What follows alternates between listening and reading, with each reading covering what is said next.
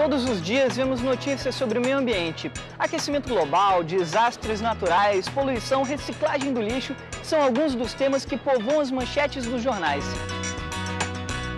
Cada vez mais cientistas e políticos discutem a importância de educar e informar os cidadãos a respeito do que devemos fazer para preservar o planeta em que vivemos. Tanto as pequenas medidas do dia a dia quanto as grandes políticas públicas são muito importantes para que isso aconteça. Mas educar e conscientizar é algo que pode e deve começar desde cedo. Por isso o programa hoje vai investigar como as escolas estão trabalhando a questão da educação ambiental.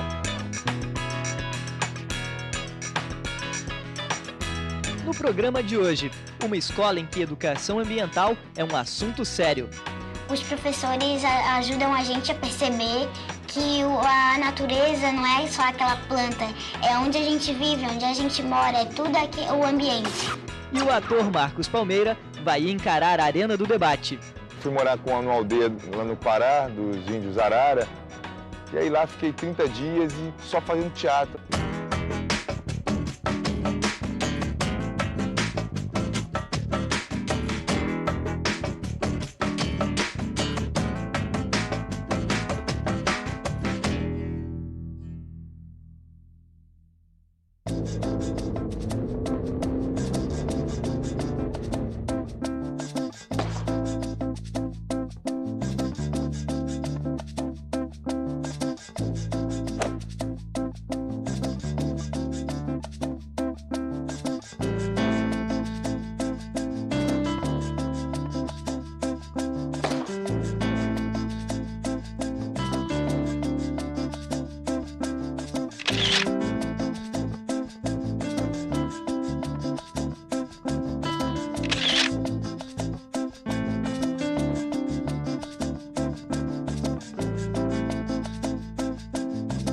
Aqui no CIEP, Dr. Ulisses Guimarães, tem uma galera que realmente se preocupa com o meio ambiente. É o caso da Isis e da Natália. Que tipo de atitude vocês tomam no dia a dia de vocês para preservar o meio ambiente? No teu caso, Isis. Olha, eu junto latinha em casa, latinha de cerveja. Eu trago óleo para a escola, o óleo usado. Não jogo lixo na rua, né, que é o essencial. O básico, né? É, o básico. Você acha que a escola de vocês é uma escola que trabalha bem esse tema? Vocês veem isso em sala de aula? Como é que isso é trabalhado aqui no Ulisses Guimarães? Tenta trabalhar, né, mas vai mais da consciência dos alunos. Bom, eu estava conversando com ela justamente sobre essa história do ecoposto aqui no colégio de vocês, um projeto relacionado ao meio ambiente. Quem é que pode me explicar o que é esse ecoposto? O ecoposto é um posto onde nós recebemos óleo usado e garrafa PET. Assim a gente tenta diminuir a poluição no bairro de Curicica. O que a gente tem que fazer para estimular mais essa consciência ecológica, na opinião de vocês? Muitas pessoas acham assim que jogar um papelzinho de bala não vai fazer diferença, mas faz. E a gente tenta passar isso para as outras pessoas. Gente, vocês pretendem trabalhar com isso no futuro? Alguém aqui quer seguir essa carreira mais na parte do meio ambiente ou não?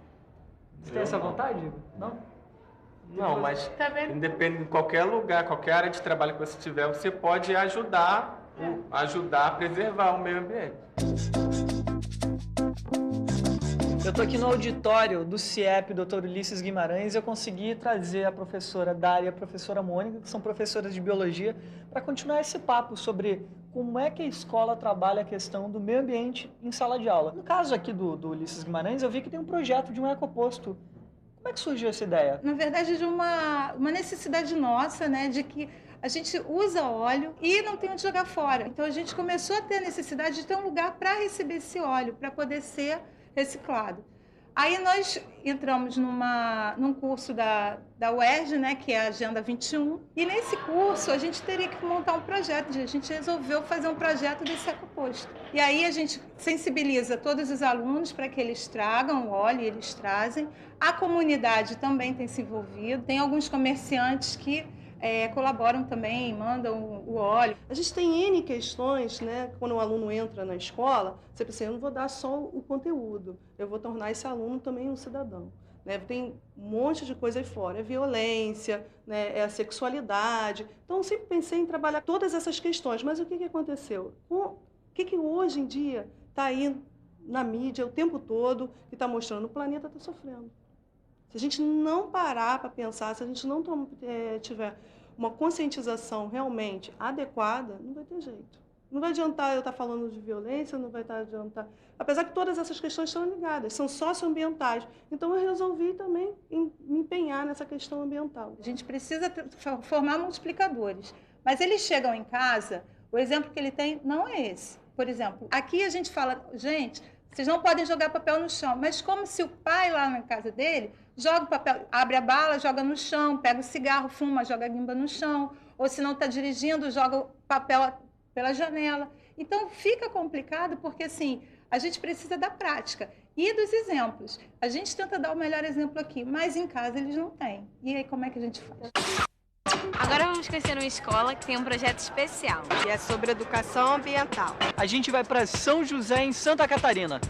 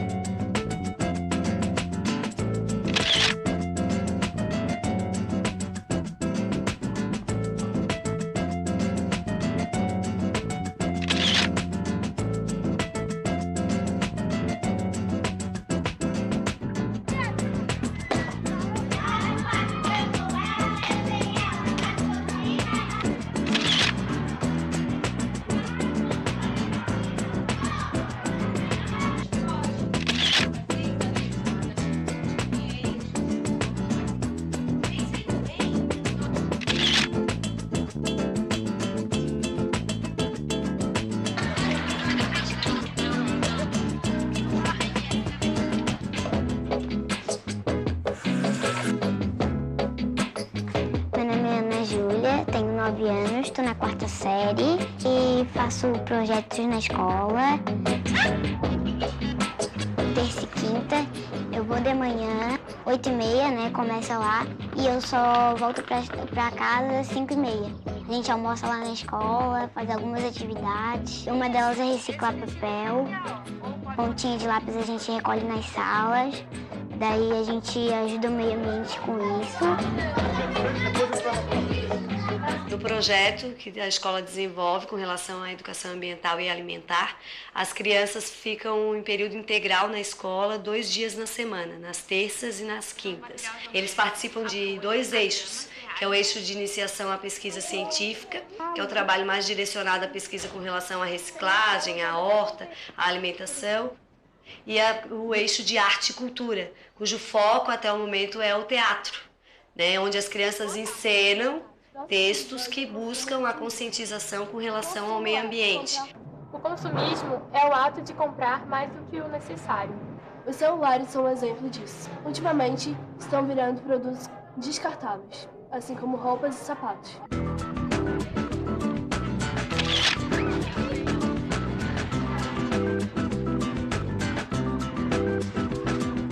Todas as salas têm uma caixa de papelão, onde colocam um papel reciclável e caixinhas de Nescau pintadas e decoradas para colocar as casquinhas de lápis. Então o pessoal vem aqui com as sacolas, recolhem.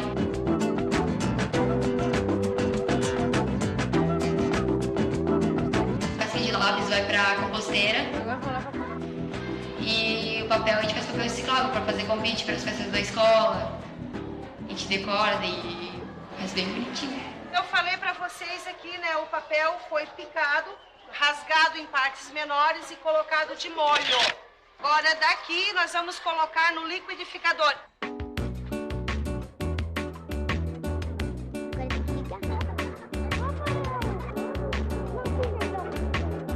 Por que tá dessa cor, professora? Porque nós colocamos o papel crepom rosa. Ah, tá, Por o isso que ele vai rosa. Olha só. Vitamina de morango. Isso mesmo, parece uma vitamina, mas é uma vitamina de papel essa. Imaginação.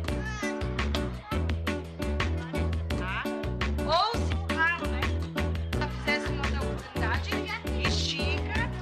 Os alunos ficam bastante satisfeitos, né, ao ver o trabalho deles ali sendo mostrado para toda a comunidade escolar, quando exposto esses papéis e o próprio trabalho deles, o recolhimento do lixo, a conscientização.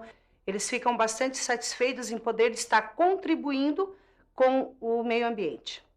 Então vocês dois vão recolher a ponta do lápis. Esse saco aqui dá? Dá. Vocês vão fazer o quê? Vão botar onde essa ponta de lápis? Na composteira. Isso, já estão careca de saber.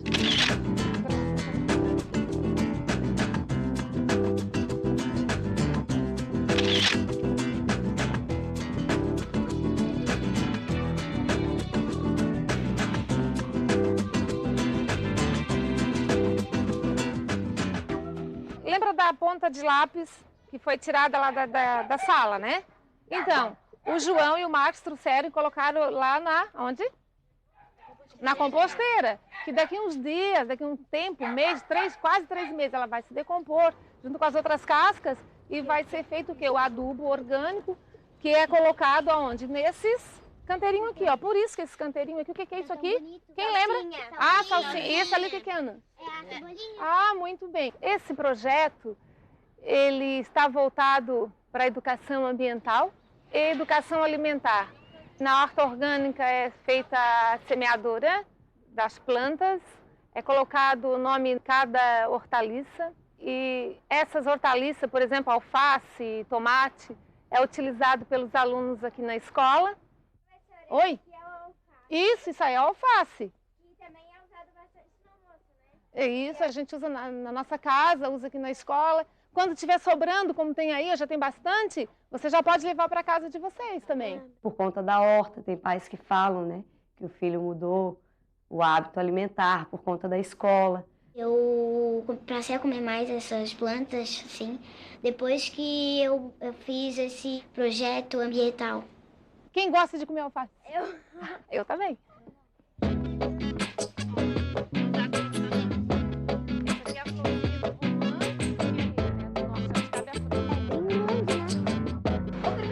Oi. Que erva é aquela ali?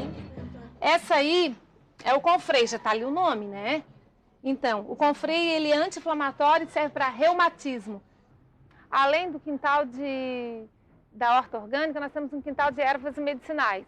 Por ser uma medicina popular e até barata, acessível, nós trouxemos para este projeto e com o intuito de até fazer uma apostilinha com as indicações, a utilização correta. Né? Aí tem um chá digestivo. Tomou, ficou assim, eu acho que estou com gases no meu estômago, na minha barriga. Daí o que a tua mãe diz? Vou fazer um chazinho. Pode fazer um chá de hortelã, que é bom para gases. Todos os dias que ela vai para o projeto, que ela chega em casa, ela sempre chega me avisando de uma plantinha nova que ela conheceu, de um chá novo que ela aprendeu. E eu acho super importante, né? Porque até mesmo em casa o hábito dela agora não é nem tomar remédio mais assim industrial, ela gosta mesmo é do chá. E eu tenho uma hortinha lá na frente que é de chá de boldo, né? Que toda vez que minha mãe tá com dor de estômago, eu vou lá e pego um pedacinho pra ela, ela faz um chá pra ela. Os alimentares saudáveis que nós devemos desenvolver, cada um de nós pode fazer. Após todo esse processo, nós vamos colocar as telas ao sol. E os professores, não só a professora do projeto, mas a professora dela de 4ª série, ela faz tudo em torno do meio ambiente. É redação em português, é estudo em ciências, até mesmo em artes ela faz aqueles projetos de fantoche, reaproveitando o material. Então ela faz tudo na escola ligada ao meio ambiente.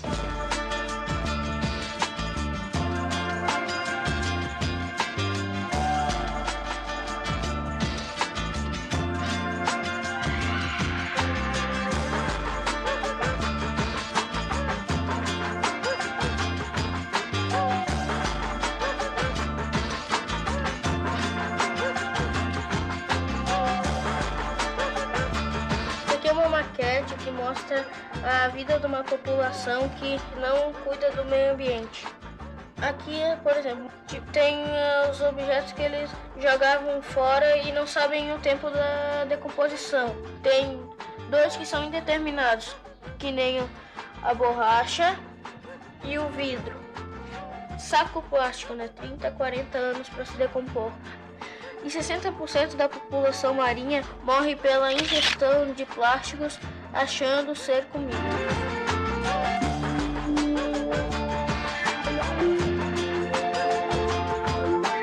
A gente pode estabelecer uma relação entre o meio ambiente uma fábrica.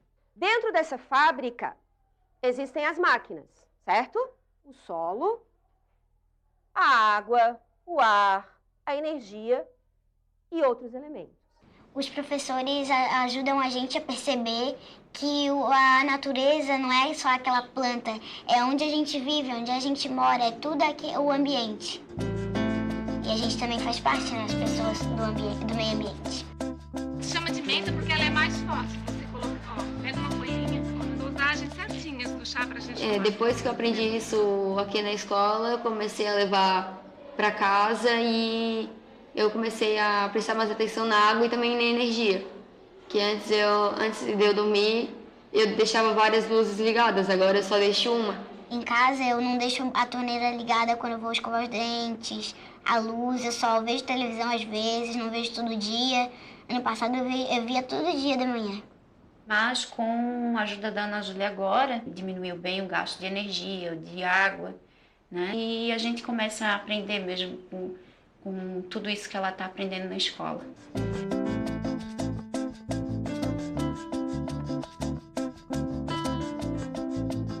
O benefício que a educação ambiental traz são inúmeros, né? O principal é a mudança de atitude, a mudança de comportamento, a mudança dos atos das nossas crianças. Então, se tu ensinar desde pequeno a se alimentar corretamente, a não desperdiçar alimento, ela passa isso para casa, né, para a família e passa para a sociedade. As cores trabalham muito, pois tem que colorir as coisas do mundo. Disse o verde, sou a cor do campo, arado depois que a semente cresce. Quando meu irmão estudar, já tiver grande, assim, já saber falar e escutar, né, ficar quieto no canto, eu quero ensinar pra ele que ele não pode poluir, porque senão é aquele lugar que ele vai morar, que é o futuro dele. Se parece.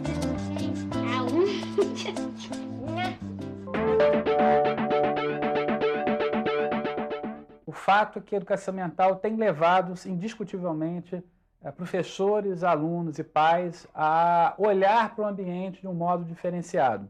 Então, você vê muito claramente atitudes hoje mais proativas em relação à proteção ambiental e, mais do que isso, é uma alteração na concepção de mundo, né? Então, mais do que modificar comportamentos e atitudes, é olhar o mundo de um modo diferente, é enxergar a condição humana de um modo diferente desse mundo, de um modo mais integrado, né, mais pertencente à natureza como um todo, né, e isso tem gerado efeitos bastante positivos que podem dar aí uma esperança de um futuro melhor.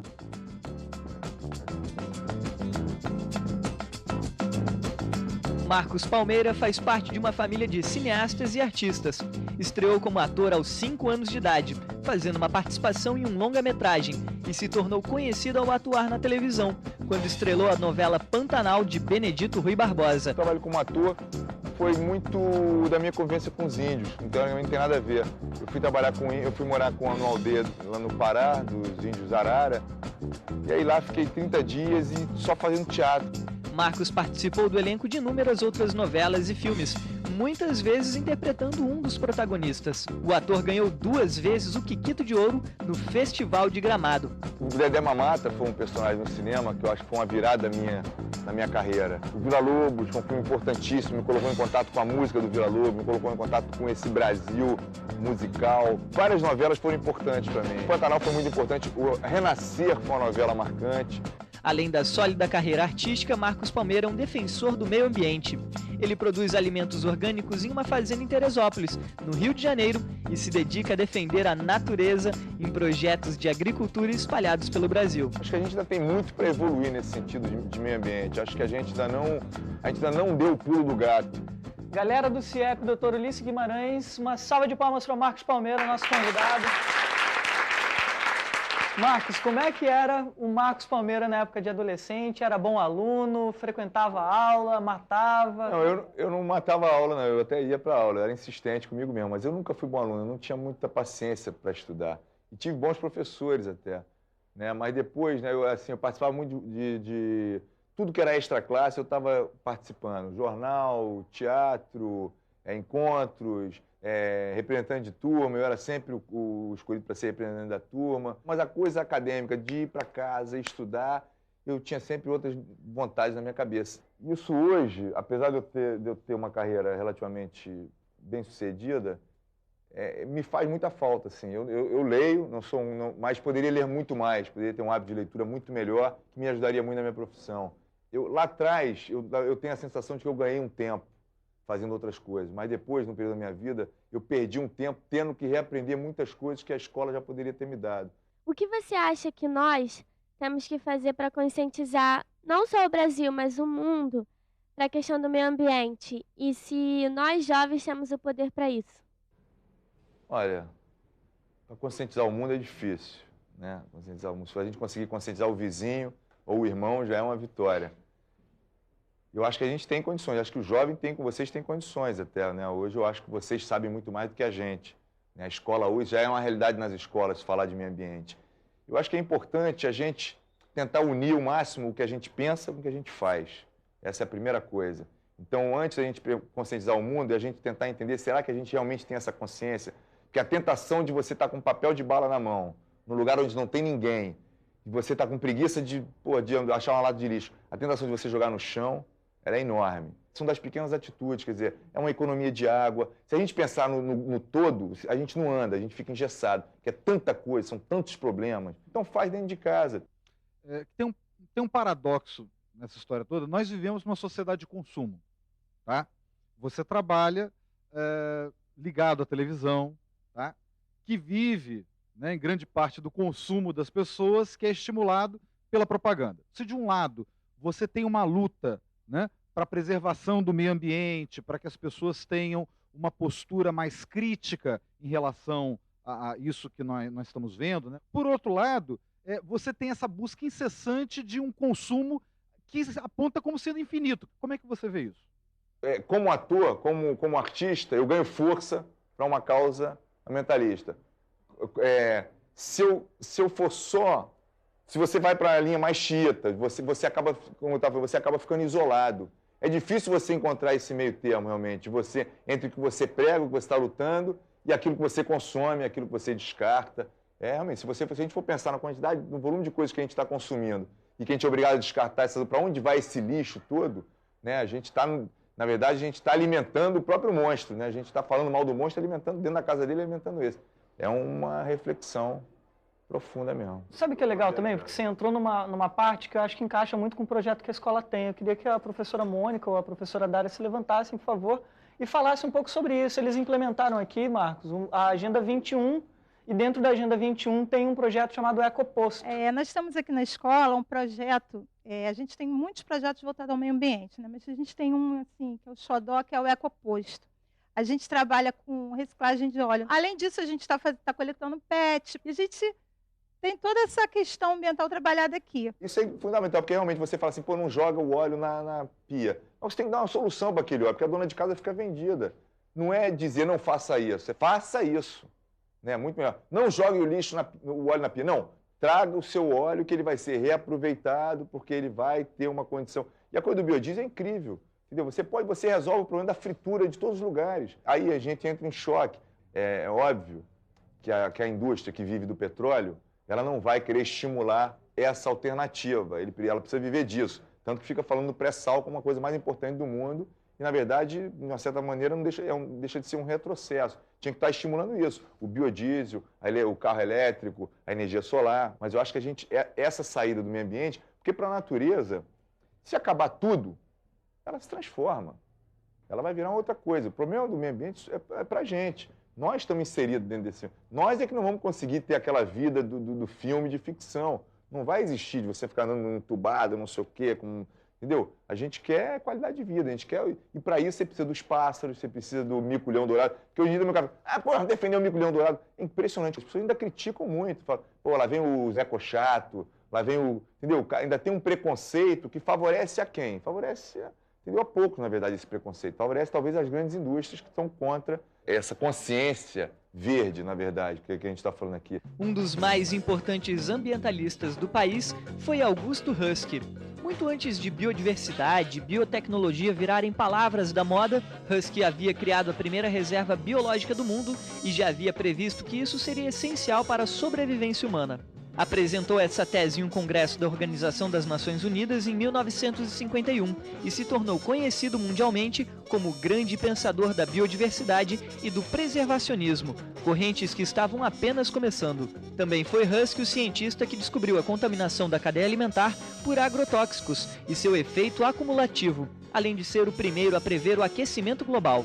Husky é o pai das ciências da agroecologia, fundamental para o desenvolvimento sustentável no planeta, e da bioacústica, combinação de biologia e acústica, que foi um dos maiores avanços para o estudo do comportamento animal.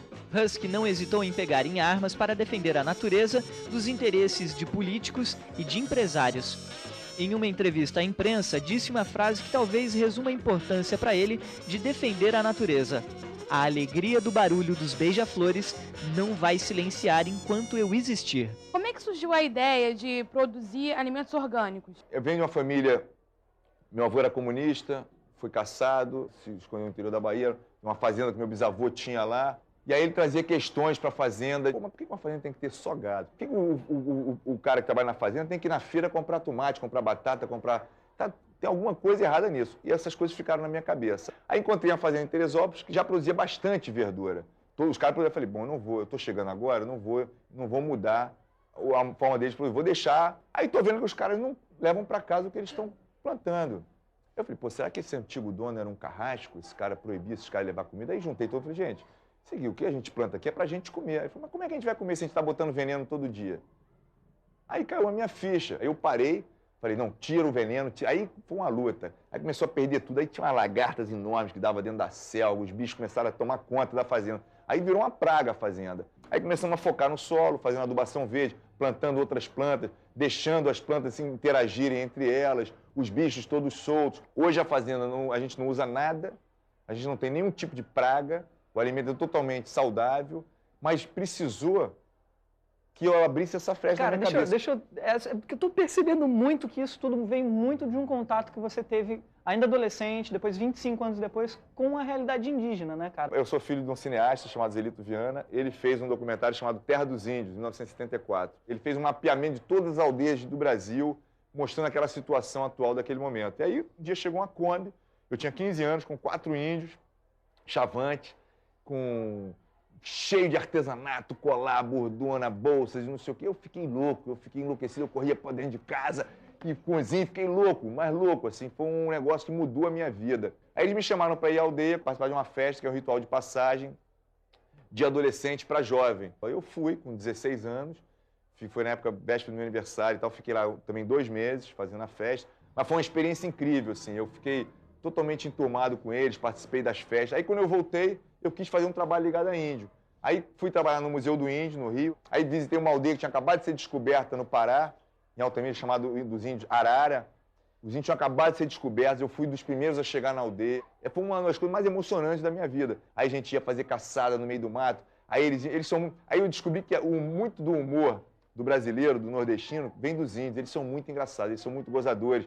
E aí eles viam que eu queria ajudar, aí ficavam me dando coisas na mata. Pô, leva isso. E eu me sentindo super útil. E eles estavam me sacaneando. Eu cheio de coisa, com maior dificuldade para me locomover. E aí eles caíam na gargalhada e ficavam rindo horas. Então essa experiência para mim foi um negócio assim incrível.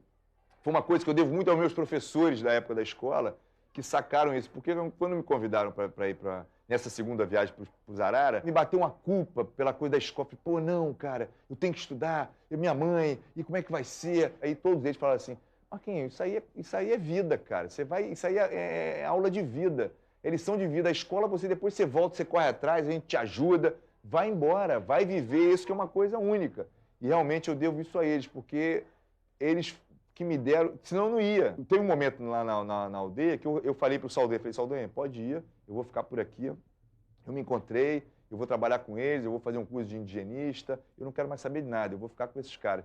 Mas o que me fez voltar foi o teatro, porque eu já fazia teatro antes, eu já era ator, já amador e tal. Mas lá, no dia, tinha horas assim, do mesmo jeito que vocês estão aqui, ficava a aldeia inteira sentada. Aí eu ficava mostrando como é que era na cidade. Aí eu fazia no carro, Coisa, sabe, essa coisa de carro.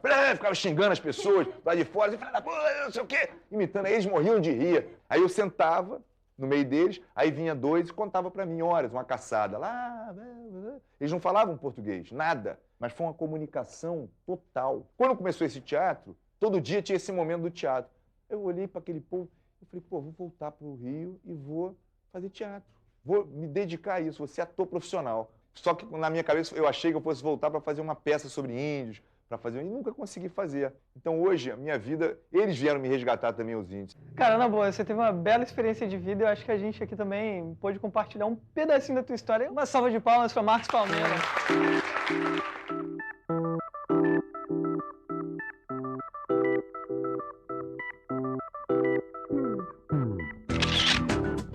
Os parques nacionais são áreas de preservação de ecossistemas naturais. No Brasil, há parques em todas as regiões, dedicados principalmente a pesquisas científicas, a oficinas de educação e ao turismo ecológico. Um dos mais antigos é o Parque Nacional do Iguaçu, que recebeu o título de Patrimônio Natural da Humanidade. O parque reúne 19 grandes saltos. São as Cataratas do Iguaçu, uma das mais incríveis paisagens naturais do mundo. Já o Parque Nacional do Pantanal Mato Grossense foi criado em 1981, atendendo às reivindicações da comunidade científica. Os ambientalistas exigiam proteção ao bioma do Pantanal, um dos mais importantes do mundo. O Parque Nacional da Tijuca, por sua vez, preserva uma parte da Mata Atlântica que fica dentro da região metropolitana do Rio de Janeiro. E o único deserto brasileiro também está protegido. É o Parque Nacional dos Lençóis Maranhenses, que guarda manguezais, restingas, pequenas falésias e também as dunas que formam os famosos lençóis do litoral do Maranhão. São muitos os redutos ecológicos brasileiros, mas por mexer com muitos interesses, a criação desses espaços já gerou bastante discussão entre diversos segmentos da sociedade, que em alguns casos culminaram em brigas sangrentas. A área de preservação ambiental é lugar de fauna, flora e de muitos conflitos políticos.